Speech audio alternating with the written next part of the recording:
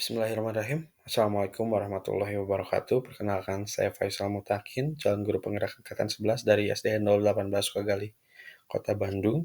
Pada kesempatan kali ini akan memaparkan koneksi antar materi pada modul 2.2 pembelajaran sosial dan emosional. Adapun tujuan dari koneksi antar materi kali ini yaitu CGP dapat melakukan refleksi pengetahuan sebelum, selama, dan sesudah mengajar modul ini. Ada beberapa pertanyaan pemantik yang perlu jawab. Pertama adalah kesimpulan tentang perubahan pengetahuan, keterampilan, dan sikap sebagai pemimpin pelajaran setelah mempelajari pembelajaran sosial dan emosional. Bagi saya, guru sebagai bidang profesi sosial humaniora atau yang berhubungan langsung dengan manusia, sosial, dan budaya, rasanya sangat perlu mempelajari materi tentang pembelajaran sosial dan emosional ini, agar dapat memahami, menghayati, dan mengelola emosi atau kesadaran diri, kemudian menetapkan dan mencapai tujuan positif atau pengelolaan diri, kemudian menerap atau merasakan dan menunjukkan empati terhadap orang lain atau kesadaran sosial, kemudian membangun dan mempertahankan hubungan yang positif atau keterampilan berelasi, dan membuat keputusan yang bertanggung jawab.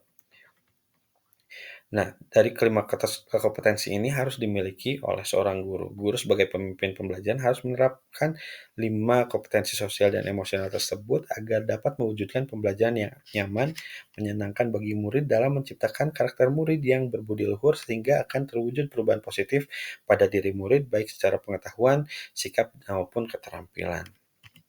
Kemudian yang kedua, kaitan dengan sosial emosional dengan modul-modul sebelumnya.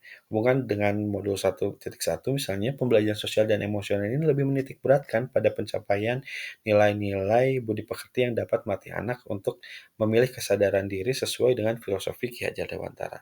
Hubungannya dengan modul 1.2, pembelajaran sosial dan emosional ini merupakan pembelajaran yang dilakukan secara kooperatif oleh seluruh komunitas sekolah dan hal ini sesuai dengan nilai guru penggerak yang bersifat kolaboratif. Untuk mewujudkan pembelajaran sosial dan emosional, maka seorang guru harus dapat menjadi pemimpin pembelajaran yang dapat membuat lingkungan sekolah yang aman, nyaman, dan menyenangkan, namun tetap menantang dan relevan bagi muridnya. Kemudian hubungannya dengan modul 1.3 dan 1.4, pembelajaran sosial dan emosional ini dapat terwujud jika seorang guru penggerak memiliki visi yang dapat menciptakan perubahan budaya positif sehingga dapat menghasilkan anak didik yang berkarakter. Kemudian hubungannya dengan modul sebelumnya 2.1 yaitu pembelajaran sosial dan emosional ini sangat erat kaitannya dengan pembelajaran berdiferensiasi, karena satu sama lain menekankan pada kebutuhan belajar anak yang harus dipenuhi agar menghasilkan murid yang bertanggung jawab. Nah, seluruh modul ini saling terkait untuk demi mewujudkan pembelajaran yang berpihak pada murid sesuai dengan profil pelajar Pancasila. Kemudian, sebelum mempelajari modul ini, saya berpikir bahwa pembelajaran hanya bertujuan untuk merubah pengetahuan dan keterampilan anak saja, sehingga pembelajaran terfokus pada pemenuhan tujuan pembelajaran atau capaian pembelajaran ataupun nilai belaka. Nah, setelah mempelajari modul ini, ternyata belajar dapat mengubah karakter secara psikologis sehingga anak akan memiliki kesadaran diri yang tinggi untuk dapat memahami perasaan diri dan orang lain, memiliki manajemen diri untuk dapat mengelola emosi, memiliki kesadaran sosial sehingga peduli terhadap orang lain, memiliki kesadaran berelasi agar dapat berkomunikasi secara efektif dengan orang lain, serta dapat mengambil keputusan yang bertanggung jawab terhadap pilihan-pilihan yang ada. Nah, pertanyaan lanjutannya, selanjutnya berkaitan dengan kebutuhan belajar, 3 hal yang berdasar dan penting yang saya pelajari adalah yang pertama adalah menerapkan 5 kompetensi sosial dan emosional ini, yaitu kesadaran diri, manajemen diri, kesadaran sosial, keterampilan berelasi, dan pengambilan keputusan yang bertanggung jawab. Kemudian yang keduanya, menerapkan praktik kesadaran penuh atau mindfulness dengan menggunakan teknik STOP, yaitu stop, take a breath, observe, dan proceed.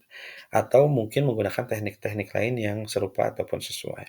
Kemudian yang ketiga ataupun terakhir adalah menerapkan indikator pelaksanaan PSE itu sendiri, yaitu berkaitan dengan eh, pelaksanaan pengajaran secara eksplisit, kemudian integrasi dalam praktek mengajar guru dan kurikulum akademik, serta penciptaan iklim kelas dan budaya sekolah. Selain itu juga melakukan penguatan KSC ini bagi pendidik dan tenaga kependidikan.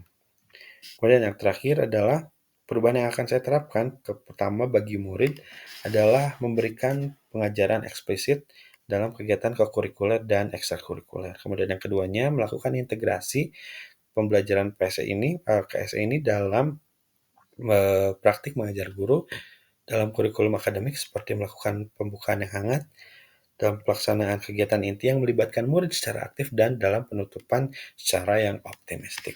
Kemudian yang terakhir adalah dengan menciptakan iklim kelas dan budaya sekolah melalui praktek guru dan gaya interaksi dengan murid untuk mengubah peraturan dan juga harapan sekolah. Kemudian bagi rekan sejawat, melalui kegiatan KSE, pendidik dapat dengan memodelkan atau menjadi teladan bagi guru atau tenaga kependidikan di sekolah. Kemudian dengan belajar, dengan berbagi praktik baik dan berkolaborasi dengan cara menggerakkan komunitas belajar yang sudah ada. Kemudian juga mengintegrasikan KSE ini dalam pelaksanaan rapat guru. Itu dia yang bisa saya paparkan berkaitan dengan koneksi antar materi pada modul 2.2 pembelajaran sosial dan emosional. Terima kasih atas perhatiannya. Assalamualaikum warahmatullahi wabarakatuh.